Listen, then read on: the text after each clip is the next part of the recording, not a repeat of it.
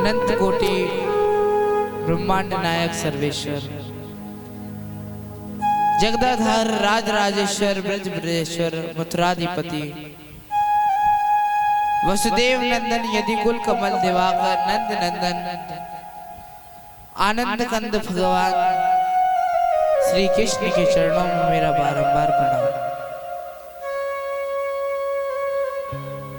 कीर्ति दुलारी वृषभानु नंदिनी, बरसाने वाली श्री राधा रानी के चरणों में मेरा बारंबार प्रणाम।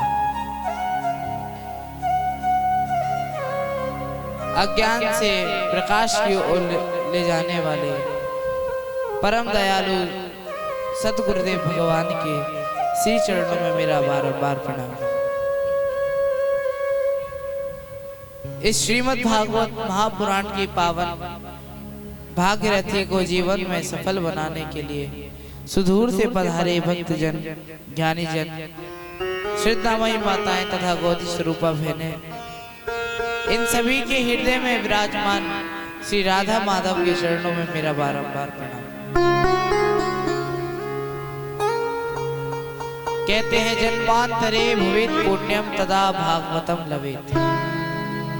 जब व्यक्ति के जन्म जन्मांतर के, कल्प कल्पांतर के, युग युगांतर के जब पुण्य उदय होते हैं, तब उसे श्रीमद् भागवत श्रवण करने का सुअवसर प्राप्त होता है। इसमें संदेह नहीं है कि हम सबके भी पूर्वजित पुण्य उदय हुए हैं। हमारा ये बहुत बड़ा सौभाग्य है जो हमें यहाँ श्रीमद् भागवत कथा श्रवण करने का सुअवसर प्राप्त हो रहा है। देवता भी महाराज स्वर्ग में खड़े होकर के कहते हैं कि हे मृत्यु लोक के प्राणियों, तुमने ऐसी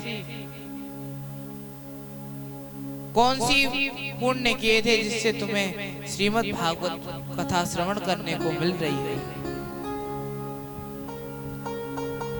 हम पुण्य भोग करके स्वर्ग तो आ गए, लेकिन ना तो यहाँ कथा मिलती है और ना ही संतों का दर्शन होता है। इसलिए महाराज देवता भी यहाँ की सराहना करते हैं और हम लोग ऐसे कठोर हो गए हैं कि अपने घर से निकलते ही नहीं है कथा सुनने के लिए। आज कथा का चतुर्थ दिवस है, आइए हम सब कथा में प्रवेश करते हैं। अष्टम स्कंद को भगवान की नेत्र कहे गए हैं। ये अष्टम स्कंद जो है ये मनवंतर स्कंद कहा गया है। 4,32,000 वर्ष का कलयुग है, 8,64,000 वर्ष का द्वापर युग, 12,96,000 वर्ष का त्रेता युग है और 17,20,000 वर्ष का सतयुग कहा गया है।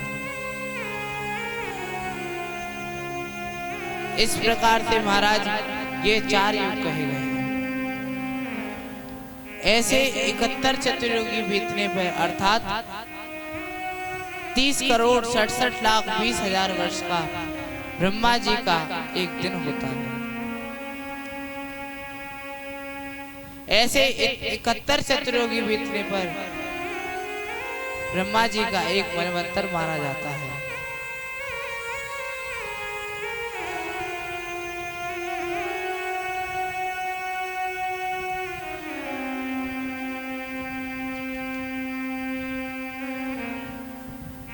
चार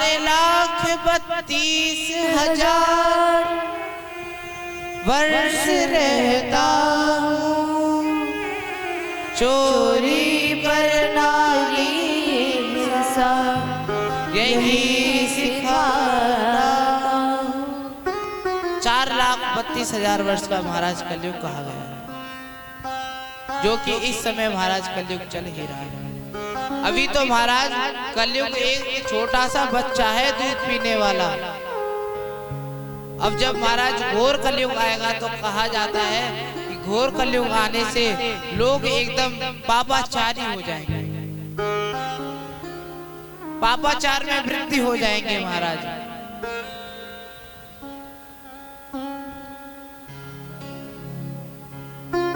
ये सारी घटना सुखदेव जी ने परीक्षित को पहले ही कथा सुना था, लेकिन सुखदेव जी एक संकेत दे रहे हैं।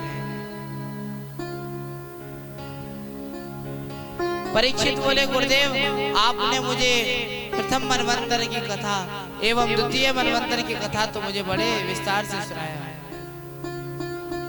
आप मुझे चतुर्थ मनवंतर की कथा विस्तार से सुनाई। तो सुखदेव जी बोले, सुनो राजा, द्वितीय मनवंतर में तो भगवान ने अग्नि के पुत्र सरयास के तीसरे मनवंतर के मनु प्रियव्रत थे, जिनके पुत्र हुए उत्तम। इसी मनवंतर में भगवान ने हरि का रूप धारण करके गज को ग्राह से छुड़ाया था। परीक्षित बोले, गुरुदेव कथा विस्तार से सुनाइए।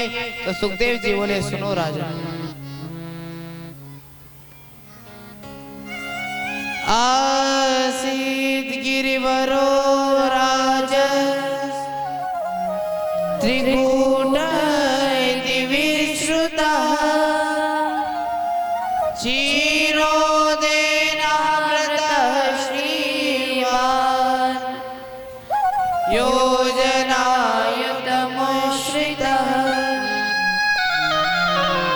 क्षीर सागर के तट पर एक त्रिकूट नाम का पर्वत है।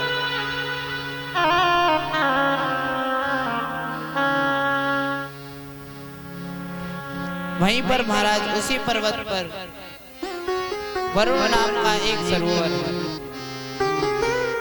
वहीं पर एक महाराज शक्तिशाली गजराज रहता था, 4 हाथियों के बराबर वह बल रखता था।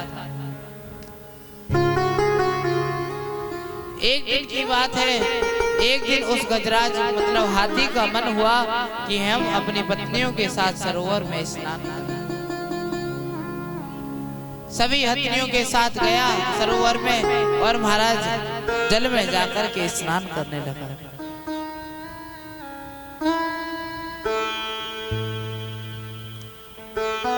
वहां पर जल पीने लगा और महाराज अपनी सूंड में जल भर भर के अपनी पत्नियों के ऊपर डालने लगा।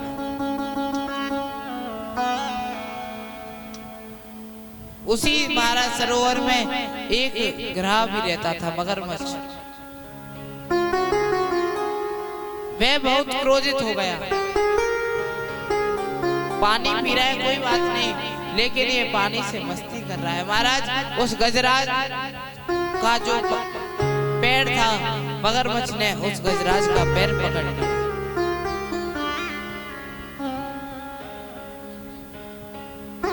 गजराज को लगा ये नन्हा सा मगरमच्छ ये हमको भला कैसे पकड़ सकता है। गजराज ने एक झटका मारा, महाराज फिर भी बाहर नहीं निकल पाया। एक झटका महाराज मगरमच्छ ने मारा तो हाथी को अंदर सरोवर में ले आया, क्योंकि महाराज मगरमच्छ तो जल का जीव है। अब महाराज हाथियों ने हथनियों से मदद मांगी कि देवियों आप मेरी मदद करो। यहाँ तक कि महाराज सभी हथनियों ने भी उसकी मदद की, लेकिन गजराज बाहर नहीं निकल पाया। आज 1 वर्ष तक ऐसी खींचातानी चलती ही रही।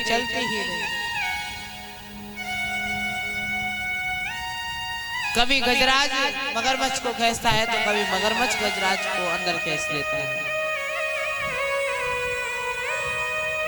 आज महाराज गजराज की पत्नी हथनिया भी गजराज को छोड़कर के जा रही है। गजराज कह रहा है, देवियों तुम किधर जा रहे हो? हथनिया बोली, स्वामी जी हमारे संतान भूखी है, 1 वर्ष हो गया, ना तो आप बाहर आ रहे और ना ही आप अंदर जा रहे हैं। ऐसा कहकर महाराज हथनिया चली गई। गजराज को लगने लगा जिसको मैंने पूरे जीवन अपना माना, वह तो समय आने पर छोड़कर के चली गई। ऐसे ही महाराज संसारिक लोग हैं।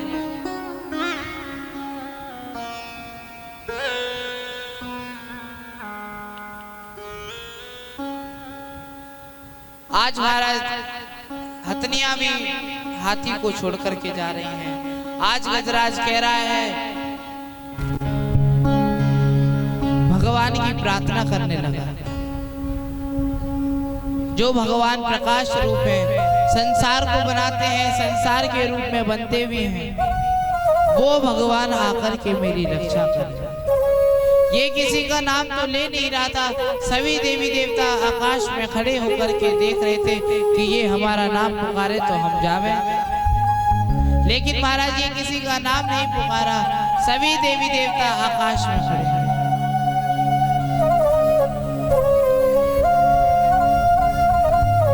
जब भगवान ने देखा कि हमारा भक्त गजराज संकट में है, तो महाराज भगवान गरुड़ पर सवार होकर के चल दिए। हाथ पकड़ गजराज है, कहाँ चले अधुराज, हाथों कमला ने सुनी गजराज। हाथों माता लक्ष्मी को सुनाई दिया और थी महाराज गजराज को सुनाई दिया। जैसे ही भगवान महाराज दिखे तो उस गजराज ने उस सरोवर में से एक कमल का पुष्प उठाया और भगवान के श्री चरणों में समर्पित करते हुए बोला, ओम नमो भगवते तस्मै यच्चिदात्मकं पुरुषाय बीजाय परेशाय विधीमहि। गजराज कह रहा है, हे प्रभु आप मेरी रक्षा कीजिए, आप मेरे इस हाथ को पकड़ लीजिए, आप इस सरोवर से बाहर निकाल लीजिए। गजराज क्या कह रहा है महाराज, आप सभी श्रवण करें। पकड़ लो हाथ बनवारी, पकड़